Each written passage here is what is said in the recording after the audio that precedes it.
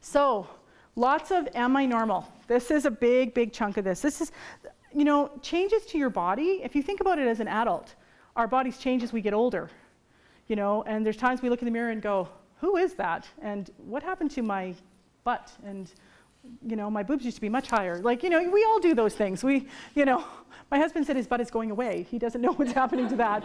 And, you know, so we all have those kinds of things. Now, think back to puberty when things were happening at a rapid, rapid pace. The only other time you grow as rapidly as you do during puberty is in the first year of life. And if you think about it, you triple your weight, you start walking, you know, all these great big huge milestones. The only other time your body goes bananas like that is during puberty. So it can be a little bit overwhelming. It can prompt some crisis in terms of how you feel. And it's really important that we reinforce the am I normal stuff, that these things are normal, particularly for early bloomers. If you have an early bloomer, not that a late bloomer isn't going to have their own challenges, but if you have a 9-year-old who has boobs, you know, or a facial hair, and, you know, is a head taller than the rest of the class, that's really challenging.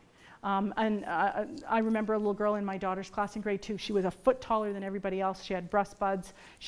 Her puberty kicked in big time, grade 2. And that was very difficult. And, you know, so you do want to kind of assess where your child is and is this going to be a challenge for them. What's really important at this point is that we as parents or caregivers of children remember that we need to build them up based on their character, not their appearance. And unfortunately, society doesn't do that. So, and there is a tendency for us to unthinkingly sometimes say, you know, oh, look how tall you've gotten, look how pretty your hair is. And you know what, those are things. That's not who that child is inside. So when they're going through that awkward period, when, you know, their bodies are doing whatever they want and, you know, hands and feet are bigger than things and you fall down and you get pimples and, you know, everything else is going bananas. If the only focus we've ever had is on their appearance, that's really challenging then to build their self-esteem up. So we need to think of it from the perspective of, you know, those other developmental things, the self-mastery, the competency, all those things, you know, about what they're doing and how they're doing it. I would really encourage you to stress appreciation for all body types and sizes, because you don't know what's coming your way. You know, are they going to be just like, you know, your great-grandmother? Are they going to be, I have a son who's 6'1". I'm the tallest woman in my family. My daughter is only 5 feet tall. She's not happy. She thinks he got her height. You know, you don't know what's happening. So you have to sort of emphasize that all the way along, because you don't know what you're getting. And it's important for them to understand what's normal. A lot of us grew up thinking the only thing normal for women was the 6-foot supermodel, because that was our role model. That was, you know, 100% of the advertising was 1% of the population. And so it's important that we kind of, and boys are running into the same body image issues as girls were. You know, now it's about height and musculature. You know, they see on, you know, television shows have 28-year-olds pretending to be 15, you know, with a six-pack and perfect hair and perfect teeth, and they're all 6'2". And your 15-year-old who has not hit their growth spurt yet and is 5 foot nothing and still has braces on and, you know, has enough foot odor to kill a horse in a room is thinking, oh, there's something wrong with me. I don't look like that. Oh, if you haven't got the foot stinkies yet, they're coming, just so you know. So the other thing you want to be careful of is to not tease them. And sometimes humor and teasing aren't the same thing. You have to really know your kid and be careful about the teasing, because that can stop them from confiding in you. I had a dad who was a teaser, thought it was funny, not so much. Didn't really enjoy it. Still, you know, so it's something to think about with what you say and how you say it. Practical suggestions are good at this point. Okay, so this is where you want to bring up changes. You want to bring them up in a way that is helpful. So if they're starting to get the stinky armpits, okay, find a way to bring that up and be practical about it. You know, I think your body's changing, and you know, when your body changes, you start to get some odor when you're sweating. How about we get you some deodorant? Don't buy things without talking to them first. Do not bring home the period pads and hand them to them. Do not bring home the deodorant. Do not, because that implies that everything's completely out of their control. So you want to have the conversation first. Now, if they're reluctant and you've talked and you've talked and you've talked and you're drowning in stinky, then bring it home. But you want to have the conversation first, okay? Don't go out and buy a bra because you saw a breast bud show up. That's not, you know, that can be, and it's okay to buy a bra if there's nothing there. And this is a really common question. My daughter wants a bra. Her friends have a bra, but she doesn't have anything for a bra. Go buy a training bra. Does it matter? She's not going to run out and have sex tomorrow because you bought her a training bra. She isn't, you know? If that's important to her, if that makes her feel like she fits in with her peers and she's normal, then go out and get it. And she might have it for 3 years before she needs one, but that's okay. It's not going to hurt anybody. It's going to make her feel better, and it gives you an opportunity to start that conversation right off the bat and know that they're going to come to you. Mom, I need a big one. You know, that kind of thing. So those are the kinds of conversations that you want to start having. Couple of things to watch for. When children start to change, they become very sensitive and feel like they're under a magnifying glass. So make sure your conversations are private. Do not bring it up at family dinner. Okay? Don't announce it at the family gathering at grandma's house on Sunday. Sarah got her period. That is not good. Okay? Because sometimes we get excited, and there's been a big trend too to celebrate the body changes and have the period party and all. Most girls do not want a period party. That is mom thinking that this would be fabulous. Most girls want to say, please, I will die of embarrassment. Please do not make this common knowledge. I've told my friends, I don't want you telling yours. And that's how it feels to them. So make sure that you've talked to your kid. If you have a real super open kid who's telling everybody, that's good, but that's her information or his information to share. This is where you disassociate from every crack and cranny being yours to check. It's also the information to share. The other thing is, if you start talking about this and your child gets really, they're upset, they're visibly struggling with it, back off for a little while. Sometimes our bodies get ahead of our emotions and our feelings and we're not ready to talk about it. So you need to give them time. And you may have to consider another approach. You know, books, someone else maybe bringing it up if it's, you know, an opposite sex child and they seem to be struggling with your conversation. Try to give them that opportunity, because it is really easy to kind of feel like I have to tell them everything. I have a girlfriend and she tells this story about her son he started wet dreams, and she thought, okay, we're on. And she got out all the books, everything. She was geared, she was ready, she was prepared, and she went into his room at bedtime. And she looked over, and he was under the blanket with the pillow on top of his face, trying to smother himself. He did not want to hear anything she was saying. He was completely overwhelmed. She was just going full steam ahead. She was going to give him every piece of puberty information he would ever need for the rest of his life, and it was just too much. So she realized it afterwards and had a good laugh about the whole thing, not with him, because that would have been bad, but later he was more receptive to it. So you do have to really kind of look and gauge a little bit. So the big ones. Periods, PMS, wet dreams, erections, oh my, and it just goes from there. There's a lot of things that you will find are really common questions. And the booklet that you have, the blue one, wherever I put it, the blue, yes, that's the one, the blue, there we go. This one has a really great section on page 6, I believe, that talks about changes as they occur. Those sort of early signs, because what often happens is, you know, periods just don't show up. Wet dreams just don't happen instantly. And sometimes people are very concerned that I'm going to miss all the signs and I'm not going to know this is coming. So this is laid out really nicely for boys and girls. This is actually the booklet that most of the schools give out in grade 5. So very easy to use. There's going to be common issues that come up. A lot of people say, well, what am I looking for? I'm looking for clues. It's like they're CSI all of a sudden, and they're looking for clues. You know, like where's hair's coming where first? That actually lays that all out, and most people follow a very predictable pattern with puberty.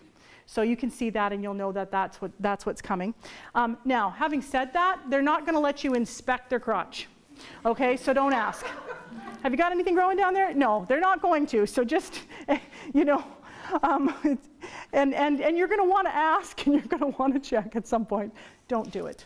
Okay. Common things that I'm going to throw out there, things for you to think about. So a common issue for boys, penis and testicle size. Testicles grow first, so it looks like the penis is shrinking. Think about it. Would make you nervous? I'm just addressing the gentleman in the audience, but if you woke up one morning and went, oh, it's getting smaller, what's happening? You would be nervous. So it's important that we let them know that that's normal. It's also normal to have one testicle a different size than the other. I'm not talking marble basketball, okay? I'm talking, you know, apple, little orange. It's normal, it's normal. There should be two. If there's only one, time for a checkup. Sometimes one hasn't come down yet. Occasionally there's three. Again, go get that checked. Generally there's still two. Breast changes. Boys and girls get breast changes. They both develop mammary tissue. It is not unusual for prepubescent, tweeny boys to have some boobage. It's normal. It's not going to be there forever. You do not have to buy them a bra. They're worried about it. Okay, so about 1/3 of all boys get breast enlargement and tenderness. It's really common, so just keep that in mind. And they may start doing weird and wacky things, like wearing 3 shirts. It's 800 degrees out, and they've got 3 t-shirts on and a sweater. Okay, and that may be why. They may suddenly want to wear a t-shirt when you go swimming. It's cool, let it all happen, okay? Try to figure out what's going on, and what you want to do is normalize it for them so that they can understand. And if it happened to you, by all means, share that, you know, because that's part of what normalizing is sharing our experiences. For girls, one of the challenges with breast development is A, it doesn't happen as fast as their peers. B, it happens faster than their peers. And all of a sudden you look around the room and you're the only girl with boobs. And that can be really overwhelming. I was the only girl with boobs in my class. Wang, they just showed up like in an hour one day. You know, same size as they are now. Yeah, you know, so you spend 2 years like this with big sweaters because you don't know what to do with them. So you want to watch for that. Everybody wants to be sort of in the middle of the pack. No one likes to be the front runner or the last one. And that's true about puberty. The other thing that can happen is it's very normal for one breast, one nipple to be a different size than the other. Again, not marble basketball, but it's really normal. Most of us have one side of our body. Our bodies are not symmetrical, they're not even. It's really common to have one side. And if you know that about yourself, again, you can share that. You know, I have one foot that's a little bit bigger than the other foot, which really makes me nuts when I buy shoes. So think about it when you're buying bras. It's really, you know, you have the one that pops out, right? Doesn't fit? Yeah, that sort of thing. So it's normal, and we need to talk about it more so people know it's normal.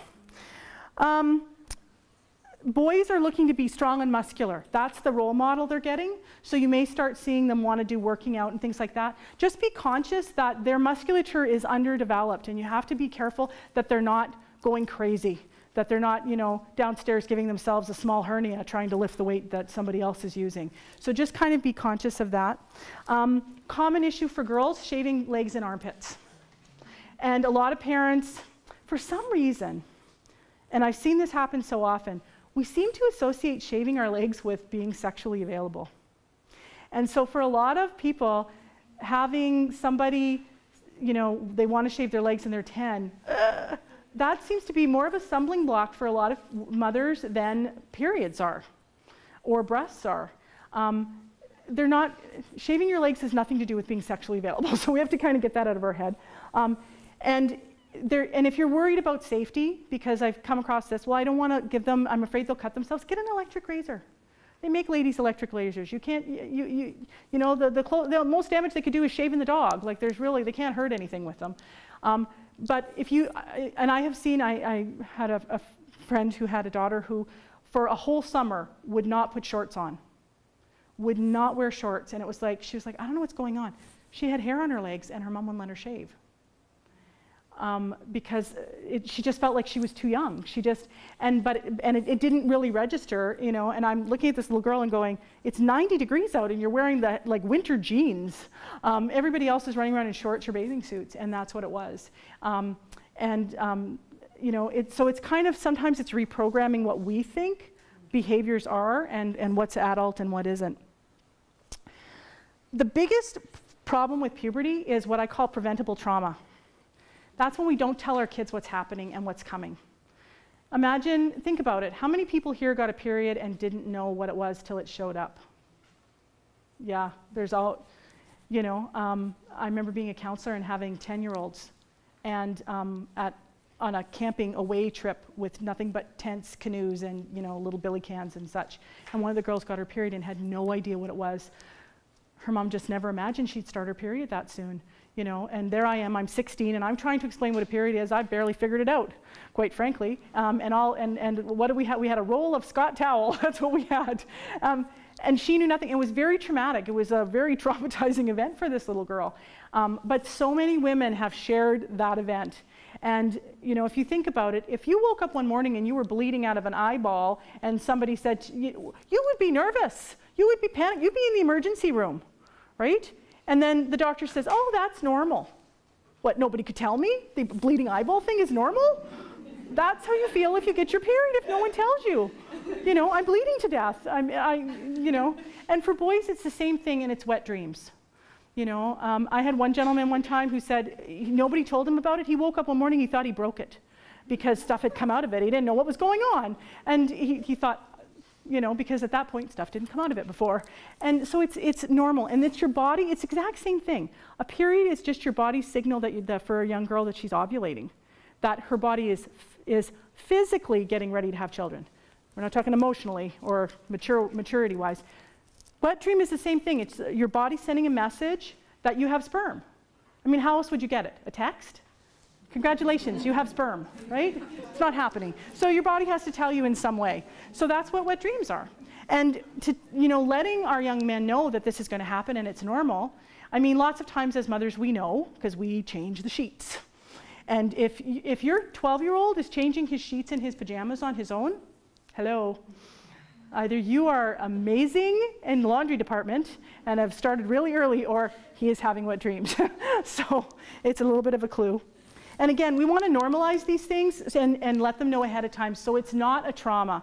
Because even a trauma of an hour is still traumatic, you know, and it's totally preventable because we know it's coming. It's not going to be different.